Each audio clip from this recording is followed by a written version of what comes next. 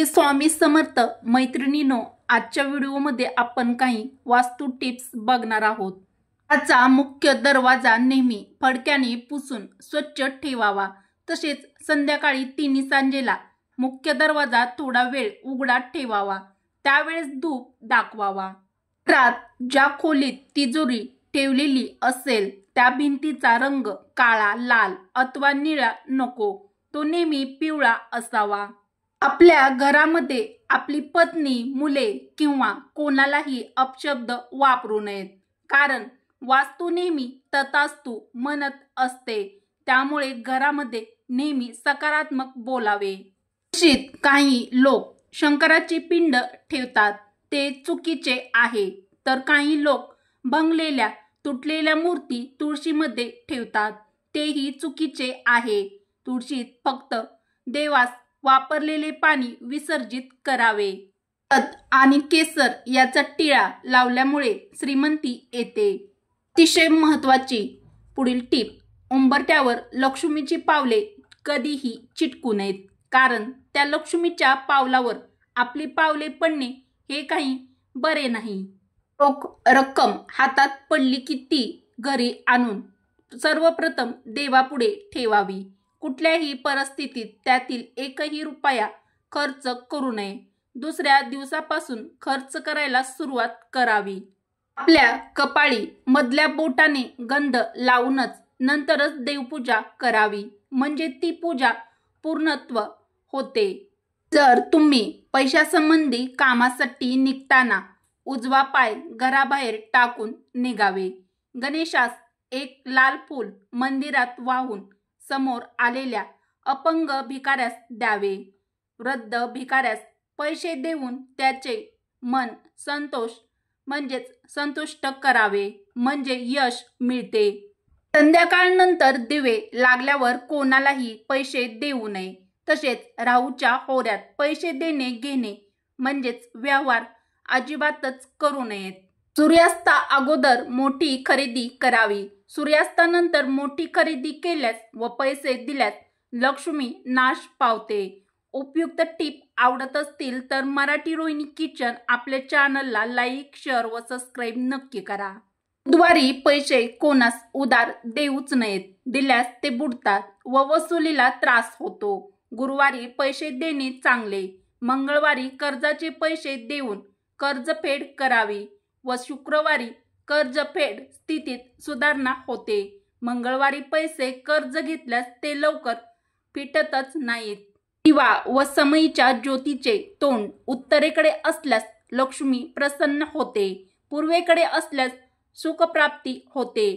त्यामध्ये मनी प्लांट लावू नये, पैशाची चणचण यामुळे भासते। घरामधून कामानिमित्त बाहेर पडताना शर्टच्या वरच्या खिशात थोडे तरी पैसे ठेवावेतच। मोकळ्या खिशांनी कधीही घराबाहेर पडू नये। पैसा पैशाकडे जातो हे शाश्वत सत्य आहे। अत्यंत महत्त्वाची ही टीप, श्री स्वामी समर्थ हा जप घरातल्या सर्वांनी किमान 108 वेळा म्हणावा। कोणत्याही एका व्यक्तीने रोज 1000 जप करावा, यामुळे धनलाभ होतो। उपयुक्त टीप आवडली असेल तर पटापट लाईक व मैत्रिणींना हा व्हिडिओ शेअर नक्की करा। सकाळी पूजा झाल्यावर घरात शंख न विसरता फुंकावा।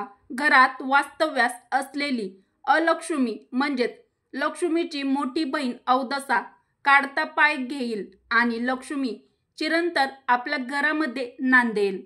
घराच्या व दुकानाच्या दरवाजाला पायाने स्पर्श करू नये।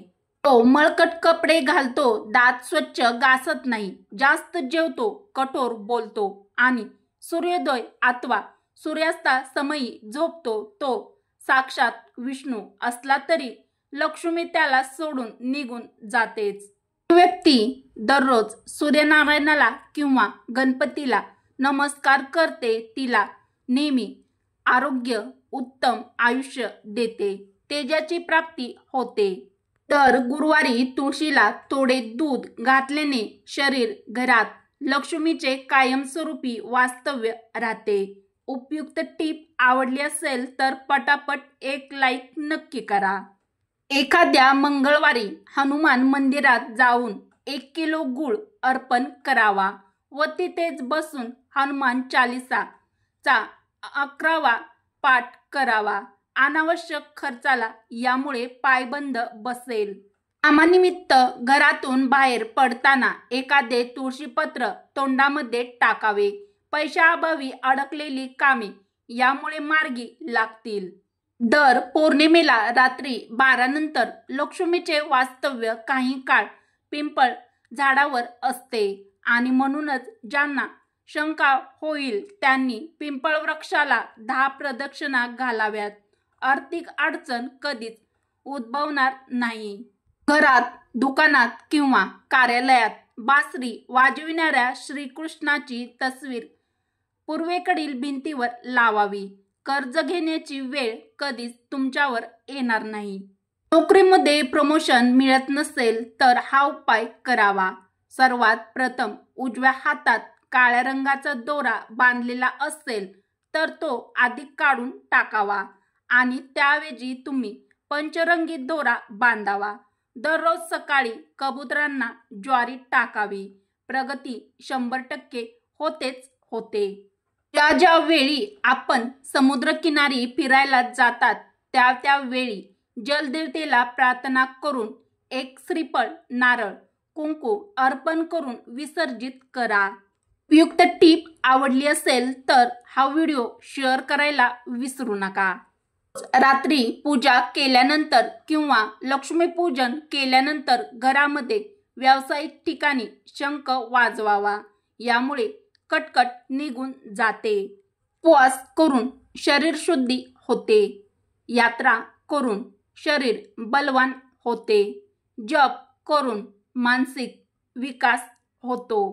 पुढील महत्त्वाची टीप: अनिष्ट ग्रहांची शांती केल्याने यश लवकर मिळते.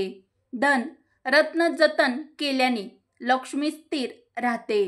अतिशय महत्त्वाची पुढील टीप: दान केल्याने धन दौलत आणि राजैश्वर्य लाभते. वास्तुशास्त्रानुसार किंवा वास्तुशास्त्रानुरूप घर बांधल्याने स्वास्थ्य मिळते. रत्न वापरल्याने मानसिक स्थिरता, शरीर बलवत्ता लाभते. कुलदैवतेचे वर्षातून एकदा दर्शन, अभिषेक व पूजा टाळाटाळ कोणतीही न करता करावी. तुमच्याकडे यामुळे पैशाचा ओघ सतत वाहत राहील. श्री स्वामी समर्थ. मैत्रिणींनो, व्हिडिओ आवडल्यास व्हिडिओ शेअर करा व मराठी रोहिणी किचन आपल्या चॅनलला लाईक, शेअर व सबस्क्राईब नक्की करा.